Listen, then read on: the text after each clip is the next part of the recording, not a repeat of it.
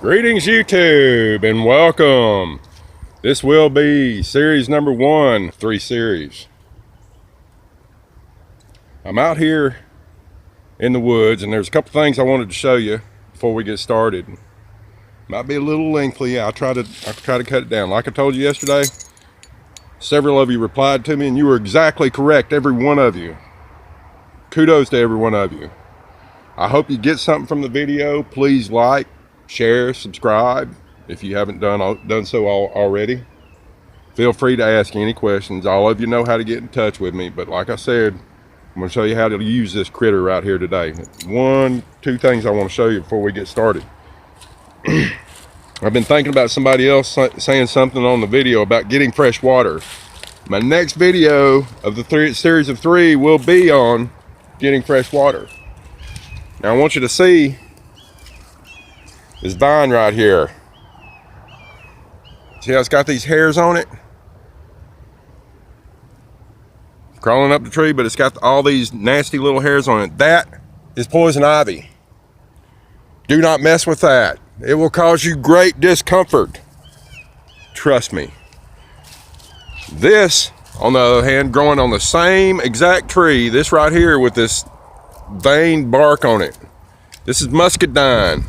This muscadine contains enough water to keep you alive for a long, long time. You just make a cut down there, down low at the bottom down there, and hold it over your mouth. If you do not know the difference between muscadine and poison ivy, do not mess with it.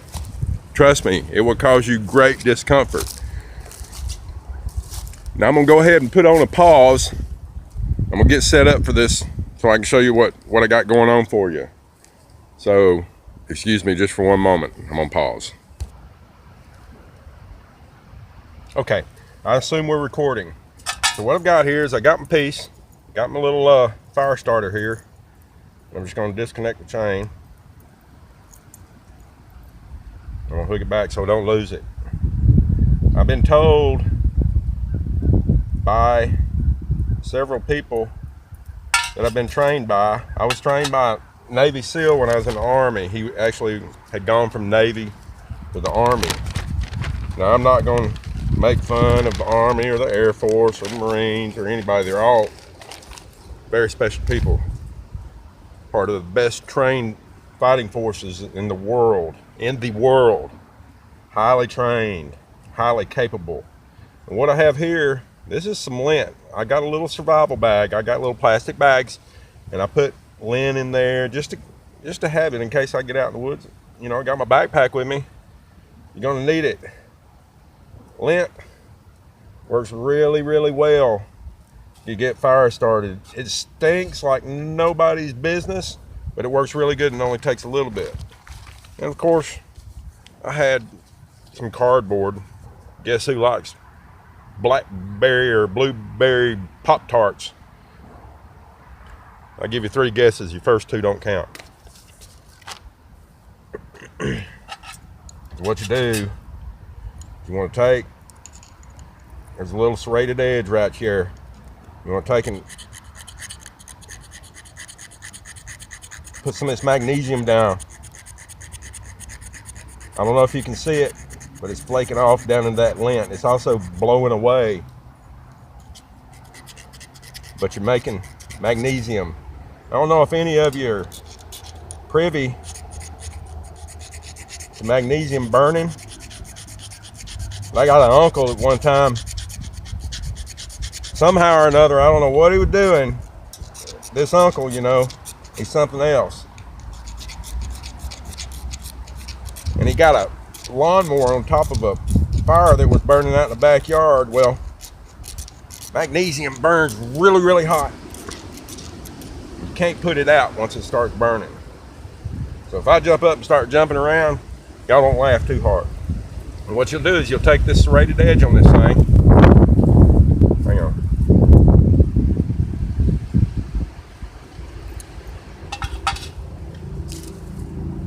You can reach up anywhere around you in here, and there's little bitty pieces of tinder.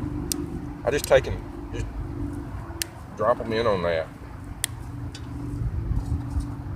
Lay them in there. itty bitty pieces, as tiny as you can get it. This is really dry. It's been up off the ground. The ground's wet. I'm having to sit on my backpack, keep from getting my butt all wet. I'll just set some of these to the side just in case she does get going. Now, y'all, I hope y'all don't think bad of me, but it's been a while since I've had to do this. A long while. I suggest you always get used to carrying a blade. You probably shouldn't cut towards yourself like I'm doing right now. But you can take and you can split these things. You get your knife in there, get one of the serrations on it, get it good, and just move it down through there. You don't want to open yourself up in the woods. You don't want to cut yourself. You don't want to get bitten by anything. If you're out in the woods all alone, got nobody, no way to go, you got to try to survive and preserve yourself. What I'm doing right here, I can get a fire going and have it burning 6 foot tall inside of an hour. There's so much old wood and things laying around, food. I've seen more spring onions growing this morning than you can shake a stick at.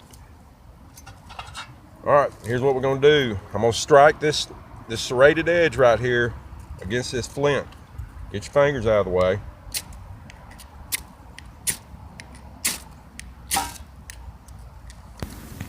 All right, as you can see right here, I'm trying to strike it. I'll blow on it a little bit, try to get the fire going a little bit. Don't forget your paper. Like I said, sometimes you got to get a little cardboard in on the action, a little paper or something. I'm not saying much in the video. I went ahead and did this voiceover to kind of fill the place up. And you can see it's pretty much going. I didn't really want to get a big fire going here. Spread your fire if you want. It's not my property. I'm out in the middle of somebody else's property. I don't know whose property it is, but I was just walking, and that pan that I found, it looked like it was an old cover off a hot water heater, I guess. But like you can see, I've been down and give it a breath here and there, and woo, it stinks. But that's what's going on right here. Like I said, I just keep sparking it, kind of show anybody that, you know, how the thing works. You get that spark down in there, it's gonna fire up sooner or later.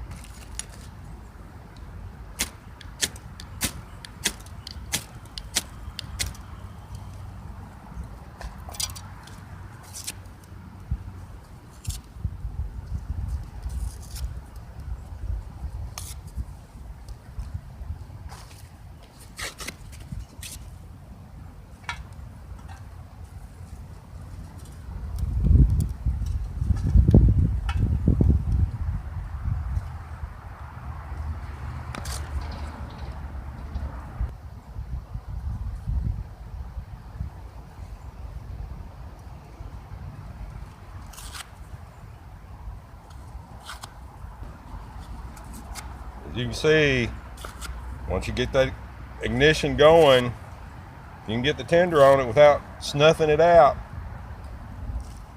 You usually get a little fire going. Like I said, this is just for demonstration purposes. I know a lot of you expected to see a big roaring fire, but if you're in the field and you want nobody to know where you're at, get you a small cooking fire like this going. Plenty of heat coming off there. At nighttime, you might want to crank it up just a notch or two, because you don't want to get cold in the middle of the night. Now, I also bring along my trusty, dusty, little bitty shovel. In the Army, we were all taught to use what's called an entrenching tool. Every soldier's taught to use one, or at least it used to be. We're going to cut away from this for a minute. I'm going to show you the things you need to have. You need a good blade. Either just a cheap old blade from dollar store, or if you got a good pocket knife, you're gonna need a blade. It also helps to have a nice piece of rope. This one I wear around my neck. Yes, I know you're not supposed to put a rope around your neck. Nevertheless, as you can see, the little fire starter kit is worth the $2 that it costs to have one. You use it over and over and over again. Even when it's wet, you can get a little fire going. Granted, if I wanted to get a big roaring fire going, I would have had everything here ready, but I really don't want, it's not my property, number one. And I don't want to get a big fire going and somebody call the fire department on me and oh, here we go. I'm sure y'all understand that. I'm gonna go ahead and extinguish this and make sure it's out. A lot of times I will take, if I got a fire and I built one and I want it to be out, I'll go ahead and urinate on it and put it out real good. I'm really not worried about any kind of fire starting right here because, I mean, you can see how wet it is. All I gotta do is scrape the ground and you can see how wet these leaves are. And that fire's out. I'm gonna go ahead and hold on to the rest of my lint and my paper. I'm gonna put that back into my survival bag, keep it dry. That's all there is to it. Several ways more you can start a fire. You can build you what's called a bow. You can build, if you're in the Arctic region, you could take a piece of ice, cup it in your hands and make a magnifying glass out of it and focus it in one point. Start a fire that way. You could take, if you had two big C-sized batteries, you could put them end to end and take some, if you had some steel wool, put it on the bottom, put it on the top. It will spark and start that steel wool. Steel wool burns very well. Very, very well. And there you have it, folks.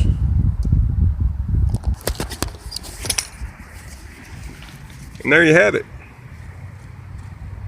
SilverTopFlyer in the woods, starting a fire without any kind of lighter or anything else. I just came out here and sat down. There's some people I want to holler at.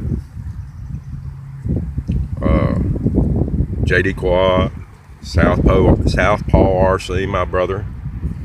Dan, Drone Worship Dan's on vacation. He's down in South Florida somewhere, whereabouts unknown. I've seen a couple of videos. It looks like he's having a good time. He had a meal, I think it was last night. It was a seafood Alfredo. Oh wow, it looked delicious. He had some conch fritters. Wish I was with you, Drone Worship.